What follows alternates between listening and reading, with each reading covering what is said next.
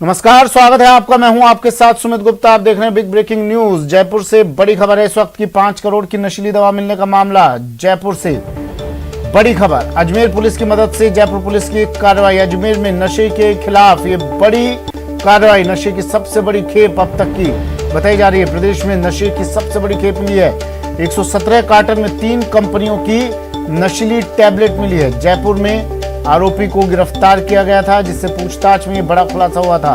करोड़ों रुपए की दवाओं की ये खेप जब्त की है। कल पुलिस द्वारा कार्रवाई के बाद ये एक्शन लिया गया।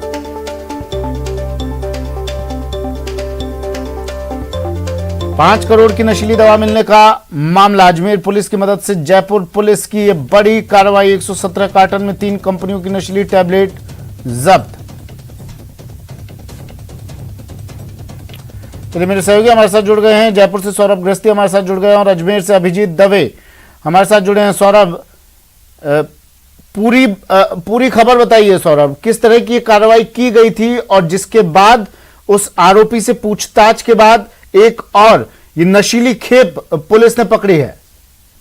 देखिए, पुलिस कंट्रोल रूम में एक सूचना मिली थी पुलिस को कि सांगानेर और ट्रांसपोर्ट नगर इलाके में एक टेम्पो जो है वो गुजर रहा है और उसमें नशीली दवाओं की खेप हो सकती है। ये सूचना मिलने के बाद विश्वकर्मा थाना पुलिस ने इस टेम्पो को ट्रांसपोर्ट नगर इलाके में पकड़ा और उसके बाद जब जांच की गई तो उसमें करीब 25 लाख नशीली दवाइयों की टैबलेट्स जो है वो मिली और इसकी बाजार कीमत जो है वो 5 करोड़ रुपए थी। जिसके बाद जो टेम्पो चालक था उसे जो है वो पुलिस ने गिरफ्तार किया और उससे पूछताछ के बाद ये एक और बड़ा खुलासा जो है वो हुआ है।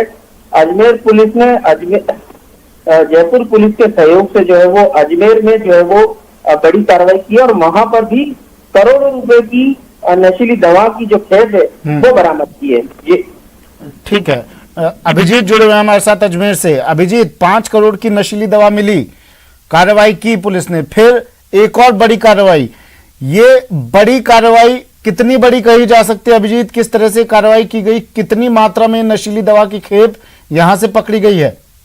देखिए सुमित, प्रदेश की अब तक की ये सबसे बड़ी कार्रवाई कही जा सकती है नशीली दवाओं के खिलाफ में। जयपुर में जिस कंसाइनमेंट को पुलिस ने डिटेन करके 5 करोड़ की नशीली दवाओं को जब्त किया था, उसी की डिटेल इन्वेस्टिगेशन इंट्रोगेशन के दौरान जयपुर पुलिस को ये सूचना मिली कि एक कंसाइनमेंट अजमेर में भी डिलीवर किया गया है। जिसके बाद अजमेर पुलिस को इन्फॉर्म किया गया। अजमेर एसपी जगदीश शर्मा के नेतृत्व में टीम का गठन किया गया और कल देर रात को इस पूरी कार्रवाई को अंजाम दिया गया। रामगंज थाना इलाका का जो ट्रांसपोर्ट नगर है वहां एक गोदाम है, उस गोदाम पर यह सूचना दी गई और 114 कार्टन जो है अभी तक पुलिस को मिले हैं, जिसमें 3 अलग अलग कंपनियों की नशीली टैबलेट जो है वो बरामद हुई है। हालांकि गिनती का काम अभी जारी है। ऑफिशियल जो प्रेस कॉन्फ्रेंस है पुलिस की उसमें अभी थोड़ा वक्त लगेगा, लेकिन जो शुरुआती जानकारी है 2 लोगों को जिनके नाम मोबिन और कालू बताए जा रहे हैं उनको पुलिस ने हिरासत में ले लिया है। इसके अलावा जो मास्टरमाइंड है राहुल चौहान, उसकी पुलिस तलाश कर रही है। बताया जा रहा है कि ये जो जिस गोदाम से इस नशीली दवा की खेप को पकड़ा गया है ये लतीफ का था और लतीफ ने इसको किराए पर दे रखा था। तो इस पुलिस तमाम पहलुओं को कड़ी से कड़ी जोड़कर इस कार्रवाई को अंजाम दे रही है।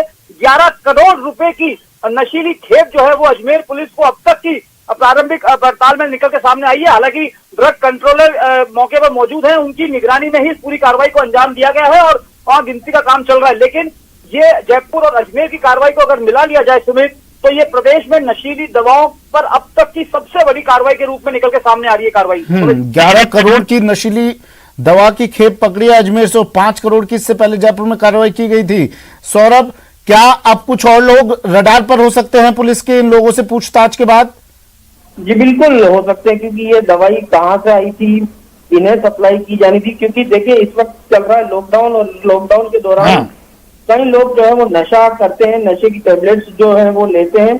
तो क्या ये उनको तस्करी होनी थी या किस प्रकार से ये कहाँ से लाई जा रही थी, इन तमाम पहलुओं पर जांच जो है वो अब शुरू हो चुकी है। तो जिस प्रकार से अभिजीत ने भी बताया, क्योंकि जितनी बड़ी खेप मिली है तो उसकी गिनती अभी बाकी है और कौन कौन सी टैबलेट्स हैं वो अभी पता लगाना बाकी है। तो संभवतः दोपहर तक जो है वो पुलिस इस पूरे मामले का खुलासा कर सकती है और लोगों की भी इसमें क्या मिली भगत है उस पर भी जो है वो कार्रवाई हो सकती है। किस कंपनी से ये दवा जो है वो इन्होंने ली थी और कहाँ कहाँ इन्हें सप्लाई कर रही थी, क्योंकि ये छोटा मोटा कंसाइनमेंट नहीं है, करीब 15 करोड़ से अधिक इसकी कीमत जो है वो आकी जा रही है। तो ये बहुत बड़ा खुलासा जो है वो पुलिस को अब संभवतः दोपहर तक कर पाएगी।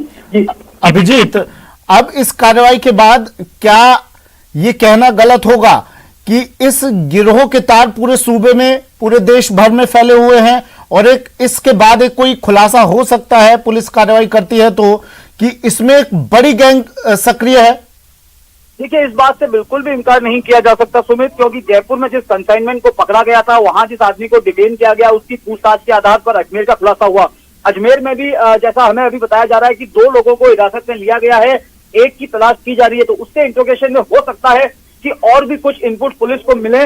इसी कारण से पुलिस जो है पूरी कार्रवाई को अभी जो है गोपनीय रूप से कर रही है। अभी मीडिया के सामने इसका डिटेल ब्यौरा सामने साझा नहीं किया गया है, उसमें थोड़ा वक्त लगेगा। लेकिन 2 दिनों में 2 बड़े कंसाइनमेंट जिस तरीके से डिटेन किए गए, जाहिर सी बात है कि ये गैंग जो है वो अजमेर और जयपुर तक ही सीमित नहीं होगी। इसने प्रदेश के अन्य जिलों या देश के अन्य राज्यों में भी अपना नेटवर्क फैला रखा होगा और यही कारण है कि पुलिस जो है अब ज्वाइंट इंट्रोगेशन भी करेगी जयपुर और अजमेर में। शुक्रिया अभिजीत, तमाम जानकारी के लिए। अपडेट आपसे हम लेते रहेंगे। सौरभ, आपका भी शुक्रिया तमाम जानकारी के लिए। कल बड़ी कार्रवाई की गई थी, नशीली दवाओं की खेप पर 5 करोड़ की नशीली दवाएं जब्त की गई थी और उसके बाद एक और कार्रवाई अजमेर में। अब पुलिस पूछताछ कर रही है, पुलिस पटाक्षेप करेगी, इस पूरे मामले का खुलासा करेगी, बताएगी कि किन आरोपियों को किन्हें पकड़ा है और आगे अब क्या कार्रवाई की जा रही है।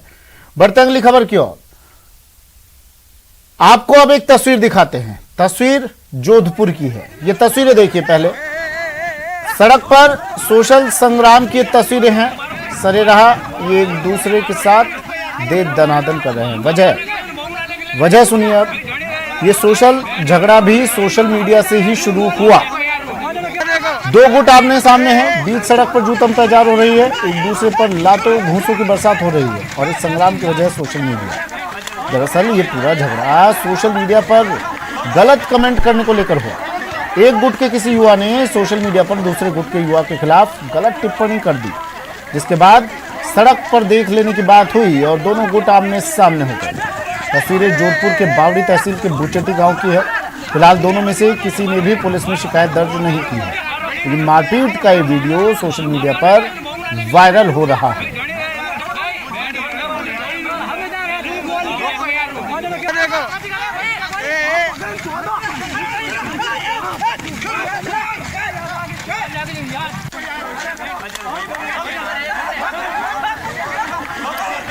तो जोधपुर की ये तस्वीरें हैं, सड़क पर दे दनादन सोशल मीडिया से शुरू हुआ। ये पूरा विवाद सोशल मीडिया पर जाकर ही खत्म हुआ।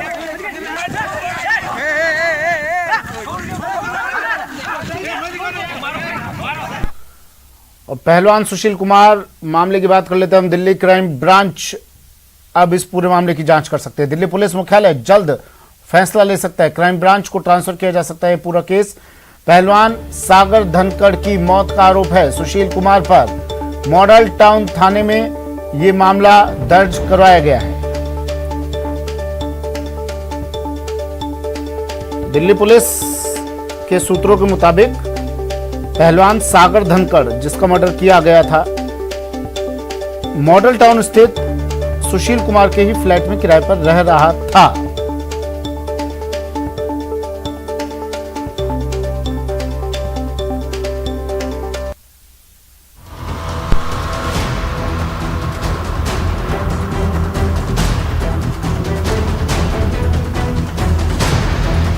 जिस पहलवान ने कभी दुनिया में हिंदुस्तान का दमखम दिखाया था, जिस पहलवान की ताकत का दुनिया ने लूहा माना था, वो पहलवान अब दिल्ली पुलिस की गिरफ्त में है। जिस पहलवान ने कॉमनवेल्थ गेम्स और रियो ओलंपिक में हिंदुस्तान का परचम लहराया, वो पहलवान अब संगीन मामले का आरोपी है।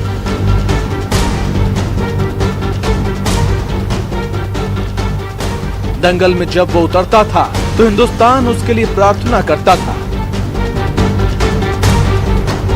जब वो विरोधी को पटखनी देता था तो हर हिंदुस्तानी का सीना चौड़ा हो जाता था। लेकिन आज उसी पहलवान की एक एक हरकत पर उसके समर्थक शर्मिंदा होंगे। इंटरनेशनल पहलवान सुशील कुमार 4 मई से लापता था, या यूं कह लीजिए कि फरार था। लेकिन अब दिल्ली पुलिस के हाथ उसके गिरेबान तक पहुंच गए हैं। दिल्ली पुलिस ने रेसलर सुशील कुमार को उसके साथियों के साथ गिरफ्तार किया है। वो पिछले कई दिनों से दिल्ली पुलिस से बचकर भाग रहा था। स्पेशल सेल के सूत्रों ने बताया कि मुंडका से जिस वक्त सुशील कुमार अपने साथी के साथ पकड़ा गया, वो किसी जानकार से पैसे लेने जा रहा था। सुशील के पास पैसे खत्म हो गए थे, इसलिए वो दिल्ली आया था। सुशील कुमार पैसे लेते ही वापस पंजाब की तरफ फरार होने की फिराक में था। सुशील को पता था कि पुलिस उसकी लोकेशन ट्रेस कर रही है, लिहाजा वो फोन नहीं रख रहा था। सूत्रों ने यह भी बताया कि जिस वक्त ये सागर को छत्रसाल स्टेडियम में पीट रहे थे, वो मोबाइल से वीडियो भी बना रहे थे। दिल्ली पुलिस को जो वीडियो मिला है, उसमें सुशील कुमार सागर पर डंडे बरसाता दिख रहा है। पिछले 15 दिनों से सुशील पहलवान पेशेवर अपराधी की तरह अपनी लोकेशन बदल रहा था। सबसे पहले हत्या की वारदात में शामिल होने के बाद सुशील पहलवान एक साथी की मदद से मेरठ टोल होते हुए हरिद्वार और ऋषिकेश गया। वहां पर एक आश्रम में उसने शरण ली और वापस दिल्ली आके उसने पंजाब का रुख करा। पंजाब में अपने कई ठिकाने बदले। लगातार दिल्ली पुलिस की स्पेशल सेल और लोकल पुलिस लगातार सुशील पहलवान की तलाश कर रही थी। कई ऐसे मौके आए जब सुशील पहलवान गिरफ्तार होते होते बचा, लेकिन वो लगातार अपने मोबाइल फोन बदल रहा था और कई लोगों ने उसको छिपाने में इस दौरान मदद की। पुलिस के मुताबिक मृतक सागर सुशील कुमार के मॉडल टाउन स्थित फ्लैट में किराए पर रहता था। मॉडल टाउन के इस फ्लैट में किराए और कब्जे को लेकर दोनों में विवाद हुआ था। पूछताछ में सुशील ने बताया कि वो सागर को सबक सिखाना चाहता था ताकि भविष्य में कोई उससे पंगा ना ले। सुशील ने पुलिस को ये भी बताया है कि वो इतना बड़ा पहलवान है, उसका पैसा भला कोई कैसे मार सकता है। सुशील को गिरफ्तार करने के बाद पुलिस की टीम उसे स्पेशल सेल के दफ्तर ले गई, जहां घंटों पूछताछ की गई। फिलहाल दिल्ली पुलिस की शुरुआती पूछताछ में सुशील कुमार ने कई खुलासे किए हैं। आगे और भी खुलासा होने की उम्मीद है। शंकर आनंद, न्यूज़ 18 दिल्ली। शंकर आनंद मेरे सहयोगी हमारे साथ जुड़ गए हैं सीधा दिल्ली से। शंकर, अब सुशील कुमार ने अखाड़े में बहुत दंगल लड़े हैं शंकर, लेकिन इस दंगल को कैसे जीत पाएंगे? आगे अगर चुनौतियों की बात करें तो सुशील कुमार के लिए काफ़ी मुश्किल भरा चुनौती अब आगे होने वाला है, क्योंकि एक तरह से कहा जा सकता है कि उनकी साख पर बट्टा लग चुका है। जिस तरह से सुशील कुमार गिरफ्तार हुए और अब मामला जो है काफ़ी संगीन है। इस मामले को कोर्ट ने भी कल बाकायदा सुनवाई के दौरान कहा था कि यह मामला काफ़ी संगीन है और इस मामले पर की गंभीरता को देखते हुए जिस तरह से 6 दिनों की रिमांड अभी पुलिस को दी गई है, लेकिन अब यह मामला लोकल पुलिस से अब ट्रांसफ़र कर दिया गया है क्राइम ब्रांच को। दिल्ली पुलिस की क्राइम ब्रांच अभी इस मामले को इन्वेस्टिगेशन करेगी। पहले ये मामला नॉर्थ वेस्ट स्थित जो लोकल जिला पुलिस है उसके पास था, लेकिन एक दिन के अंदर ही ये केस अब दिल्ली पुलिस मुख्यालय के द्वारा इस मामले को अब क्राइम ब्रांच को सौंप दिया गया है। सुशील कुमार की अगर मुश्किलों की अगर बात करें तो एक और मुश्किल अभी आने वाली है। जल्द ही नॉर्दर्न रेलवे इस मामले पे एक बड़ी कार्रवाई करने वाली। नॉर्दर्न रेलवे में चीफ कमर्शियल मैनेजर पद पर सुशील कुमार कार्यरत हैं, तो जल्द ही उन्हें उस पद से सस्पेंड किया जा सकता है। इस मामले में जिस तरह के हमारे सूत्र बता रहे हैं कि जिस तरह से उनको सम्मान देते हुए चीफ कमर्शियल मैनेजर बनाया गया था, एक पद बनाया गया था, लेकिन उस पद की गरिमा को जिस तरह से बाकायदा ध्यान में रखते हुए अब जल्द ही उन्हें उस पद से हटाया जा सकता है। इसके साथ ही आने वाले वक्त में कई ऐसे जो पोस्ट अलग अलग राज्यों में बाकायदा उनको दिया गया था, उस पर भी बाकायदा कार्रवाई करते हुए उन्हें सस्पेंड या उस पद से हटाया जा सकता है। लेकिन अगर बात करें इन्वेस्टिगेशन की, तो इन्वेस्टिगेशन में आज क्राइम ब्रांच की टीम सुशील कुमार को लेकर छत्रसाल स्टेडियम में जा सकती है। छत्रसाल स्टेडियम जो वहाँ पर बाकायदा जहाँ पे वो मौके वारदात पर सागर धनखड़ जो एक जूनियर पहलवान था उसके साथ मारपीट की गई थी, बाद में उसकी हत्या कर दी गई, तो उस क्राइम लोकेशन पर लेकर क्राइम ब्रांच की टीम आज जाने वाली है। तो इस वक्त पर हम लोग इंतजार कर रहे हैं क्राइम ब्रांच के आने का, और उसके बाद यहाँ पर किस तरह से इन्वेस्टिगेशन किया जाएगा, किस तरह से मौके वारदात पर ले जाकर सुशील कुमार और उसके साथी अजय कुमार को लेकर वहाँ पर क्राइम ब्रांच की टीम पहुँचेगी। तो फिलहाल हम लोग इंतजार कर रहे हैं सुशील क्राइम ब्रांच के आने का, और किस तरह से बाकायदा इस मामले में कई लोगों का बयान वो दर्ज होने वाला है। इस मामले में सुशील और अजय के बाद कई और अन्य दूसरे जो आरोपी हैं उसकी भी गिरफ्तारी इस मामले में जल्दी ही होने वाली है, तो कहा जा सकता है कि दिल्ली पुलिस की स्पेशल सेल, क्राइम ब्रांच की टीम इस मामले में तफ्तीश में जुटी हुई है। लेकिन जिस तरह से सुशील कुमार की अगर बात करें तो आने वाला वक्त उनके लिए और ज़्यादा चुनौतियों भरा होने वाला है। जी शंकर, आप बता रहे हैं कि आप इंतजार कर रहे हैं क्राइम ब्रांच की टीम का। अगर आप उसी जगह पर हैं जहां पर क्राइम ब्रांच की टीम लेकर आने वाली है सुशील कुमार को, उस छत्रसाल स्टेडियम के बाहर हैं, हो सके संभव हो अगर तस्वीरें आप दिखा सकें तो। और दूसरी बात ये कि अब तक पूछताछ में क्या कुछ खुलासा किया है सुशील कुमार ने? देखिए, सुशील कुमार के बारे में जो महत्वपूर्ण जानकारी मिली है कि वो काफ़ी टेक्निकल तरीके से अभी हाल फिलहाल में बातचीत कर रहा था, अपने जान पहचान और परिचित लोगों से बातचीत कर रहा था। और जिस तरह से बाकायदा वो इंटरनेट का सहारा लेते हुए कुछ विशेष कॉलिंग एप्लीकेशन जो था उसका ही वो प्रयोग कर रहा था।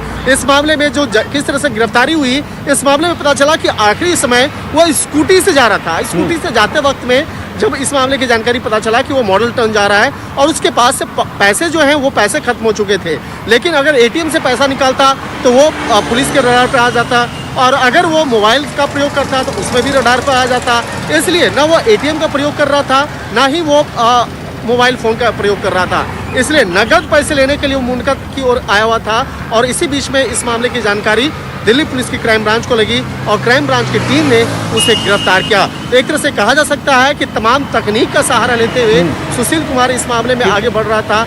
लेकिन जिस तरह से बकायदा सुशील कुमार के खिलाफ स्पेशल सेल की कई टीम काम कर रही थी। और तमाम जानकारी के लिए शंकर आनंद मेरे सहयोगी दिल्ली से हमारे साथ जुड़े। पहलवान सुशील कुमार का मामला, कुछ ही देर बाद क्राइम ब्रांच की टीम छत्रसाल स्टेडियम, उसी स्टेडियम में जहां पर उस पहलवान का मर्डर किया गया था, सुशील कुमार को लेकर पहुंचेगी और पूरी रिक्रिएशन होगा, जांच होगी पूरे मामले की नए सिरे से। बढ़ते हैं अब अगली खबर की ओर। सूत्रों के हवाले से बड़ी खबर यह भी है कि सुशील कुमार पर रेलवे जल्द ही बड़ी कार्रवाई कर सकता है।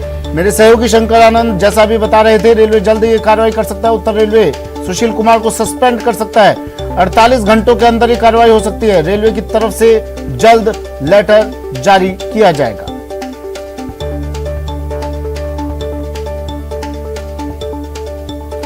तो पहलवान सागर धनखड़ की मौत का आरोपी सुशील कुमार, आरोप है सुशील कुमार पर पहलवान सागर धनखड़ की मौत का, मर्डर का।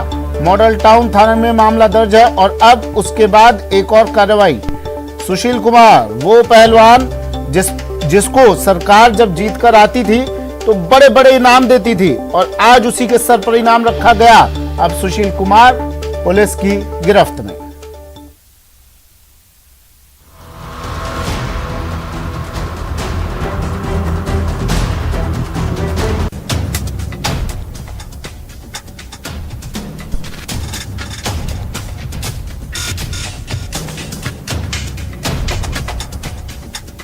नाम सुशील कुमार,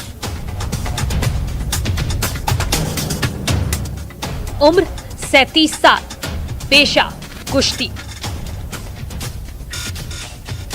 लेकिन फिलहाल हत्या के आरोप में दिल्ली पुलिस की गिरफ्त में है। सुशील कुमार पर लगे अभी के आरोपों को एक तरफ कर दिया जाए तो उसकी उपलब्धियों की लंबी फेहरिस्त है।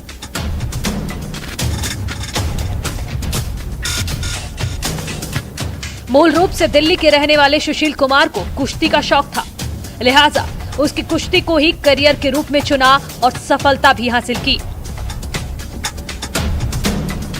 सुशील कुमार ने पहलवानी की शुरुआत दिल्ली के छत्रसाल स्टेडियम से की थी। छत्रसाल स्टेडियम में रहकर ही सुशील कुश्ती सीखता था। उसने नेशनल और स्टेट लेवल पर कुछ कामयाबी हासिल की। सुशील कुमार की जिंदगी में सबसे बड़ी सफलता उस वक्त लगी जब उसे 2008 ओलंपिक में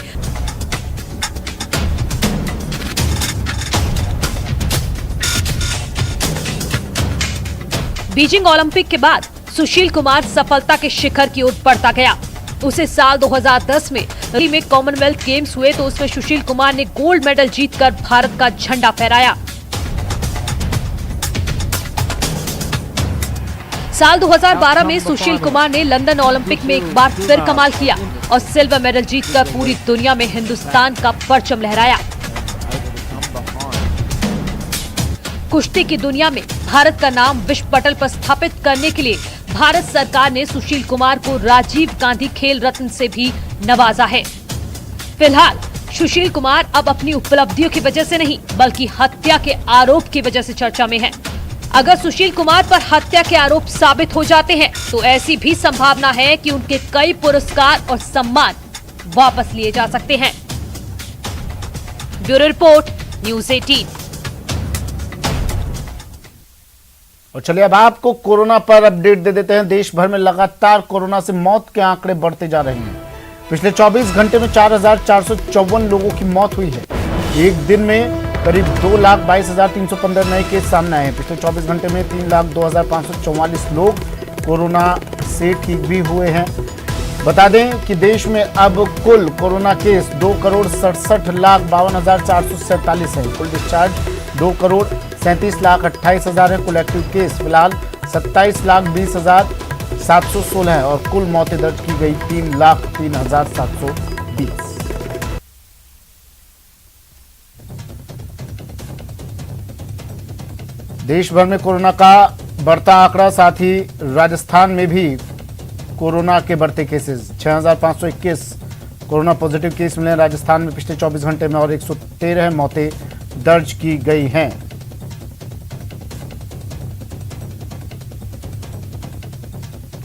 मेरे सहयोगी शाकिर हमारे साथ कोटा से जुड़ गए हैं और कपिल शिमाली उदयपुर से हमारे साथ जुड़ गए हैं।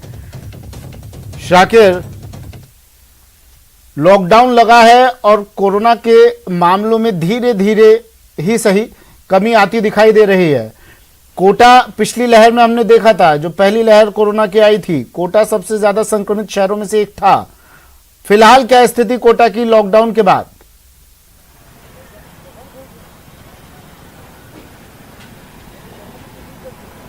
जी देखिए सुमित, कोटा भी जो है लगातार जिस तरह से राजस्थान में पॉजिटिव रोगियों की तादाद में कमी आई है लॉकडाउन के बाद से, तो कोटा भी जो है उसमें शामिल है और कोटा में भी लगातार जो है अब ग्राफ गिरता चला जा रहा है। रिकवरी जो है वो लगातार बढ़ती चली जा रही है। 86% के करीब रिकवरी रेट आ गया है।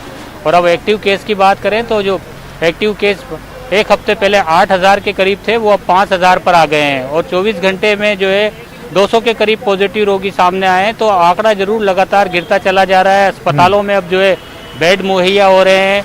जिस तरह से लॉकडाउन लगा करके जो सख्ती की गई थी उसका असर साफ तौर पर कोटा में नजर आ रहा है। तमाम जो चेक पॉइंट्स है उस पर पुलिसकर्मी पूरी मुस्तैदी के साथ जुटे हुए हैं। जो भी लोग घरों से बाहर निकलते हैं, बड़ी संख्या में कोटा में जो है चालान भी बनाए गए हैं, वाहन भी जो है जब्त किए गए हैं। तो जो कोशिश की जा रही थी, वो जो प्रयास किया गया था, उसके सार्थक नतीजे मिल रहे हैं। कोटा में भी पॉजिटिव रोगियों की तादाद में दिनों दिन कमी आ रही है।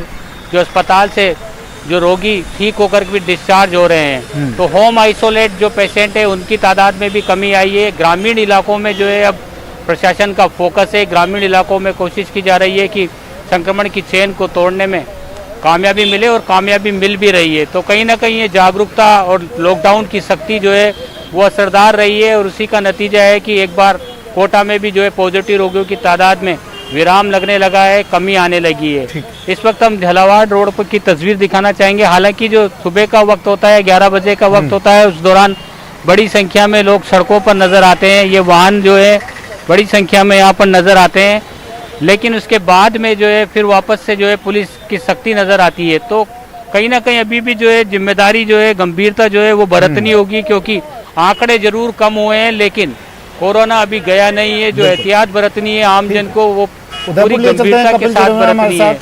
ऑक्सीजन की उपलब्धता भी अब अस्पतालों में। ठीक है शाकिर।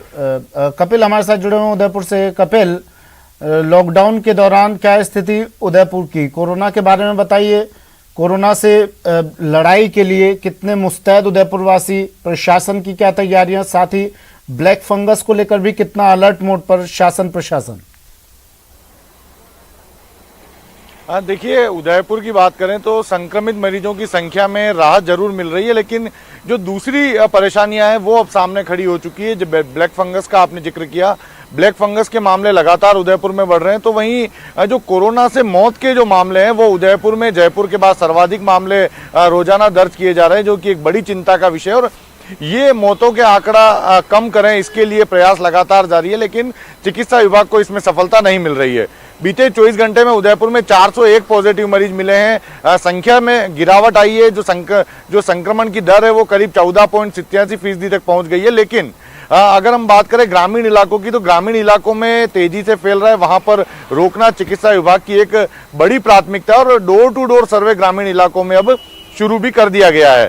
लेकिन देखिए, जिस तरह से नई गाइडलाइन आई है, मुख्यमंत्री अशोक गहलोत ने जो नई गाइडलाइन जारी की, उसमें एक महत्वपूर्ण वैक्सीनेशन प्रक्रिया को लेकर जो निर्देश दिया है, उसका असर उदयपुर में जरूर देखने को मिलेगा, क्योंकि उदयपुर आदिवासी बाहुल्य क्षेत्र है, जहां पर गुजरात और मध्य प्रदेश की सीमाएं मिलती है। तो ऐसे में दूसरे राज्यों के लोग उदयपुर के आदिवासी अंचल के वैक्सीनेशन सेंटर का स्लॉट बुक कराकर यहाँ पर वैक्सीन लगवा रहे थे, और यहाँ के युवा अशिक्षित होने के चलते, कम जागरूक होने के चलते इसका लाभ नहीं ले पा रहे थे। लेकिन अब नई गाइडलाइन के तहत उसी तहसील के, उसी गांव के लोग शुक्रिया कपिल, वैक्सीन तमाम जानकारी के लिए। शाकिर, आपका भी शुक्रिया तमाम जानकारी के लिए। तो सोशल डिस्टेंसिंग बनाए रखिए, मास्क लगाइए और घर से जितना कम हो सके उतना कम बाहर निकलिए। बढ़ते अगली खबर की ओर। कोरोना काल में लाचार जरूरतमंदों को घर पर कोरोना का टीका लग जाना किसी वरदान से कम नहीं है। ऐसा मुमकिन हुआ है ओडिशा के राउरकेला में, जहां संजीवनी रथ से घर घर टीका पहुंचाया जा रहा है।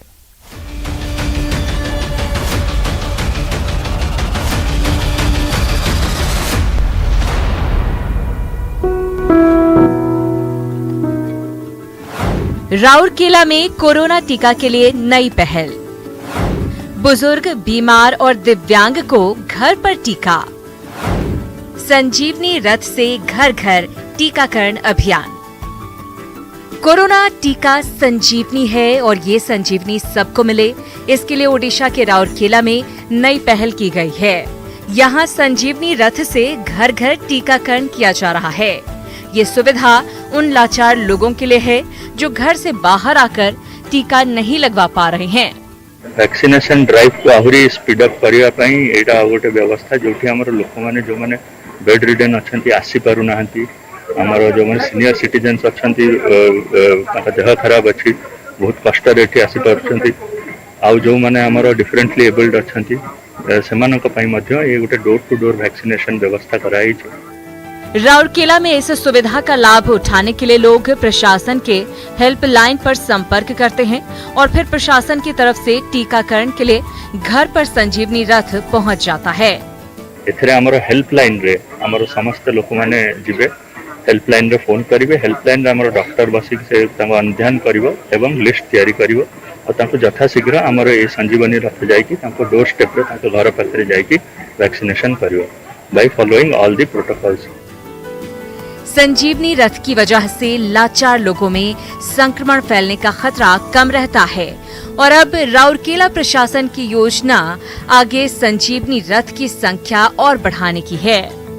कोरोना की दूसरी लहर में संजीवनी रथ निश्चित तौर पर लाचार लोगों के लिए वरदान है और प्रशासन की ऐसी ही कोशिशों से देश को कोरोना पर जीत हासिल करने में मदद मिलेगी। लेकिन देश ये जंग तभी पूरी तरह से जीतेगा जब हम सभी टीका के लिए आगे आएंगे, टीका लगवाएंगे और ज्यादा से ज्यादा दूसरे लोगों को भी टीका लगाने के लिए प्रेरित करेंगे। Bureau report, news 18 network.